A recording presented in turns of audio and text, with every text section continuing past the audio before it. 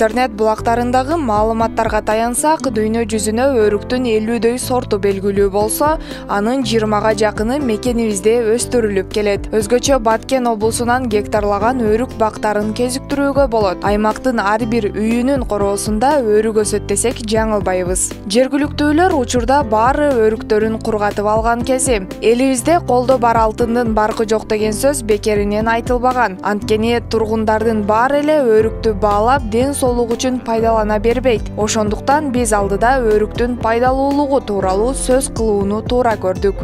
Чындыгында өрүктүн адамдын ден соолугуна пайдасы зор. Бул жемиш сулуулукту сактап, терини жашартып, чачтын түбүн бекемдейт. Кан айлануусу начар, жүрөгү бир калыпта сокпогон, инфаркттан жапа чеккендерге өрүк жеп туруу сунушталат. Өрүктүн дагы бир касиети ал жүрөк булчуңдарын бекемдеп, чарчоону тез жазат. Астма приступун жумшартып, канды жана боорду тазалоочу касиетке ээ. Түрк медиктери көп жылдар бою изилдеп, жаңы жана кургатылган өрүк эркектер үчүн эң пайдалуу азык экенин айтып чыгышкан. Анткени бул жемиш потенцияны жогорулатуучу касиетке да ээ. Ошондой эле өрүктүн курамындагы калий менен каротин заты ашказан жарасынан жана бөйрөктөгү таштардан арылууга жакшы жардам берет. Ал эми өрүктүн данегинен жасалган өрүк сүтү жөтөлгө, бронхитке дава. Мындан сырткары данегинен май алынып, ал медицинада дары-дармектерди жасоодо кеңири колдонулуп келет. Чоңдор үчүн күнүнө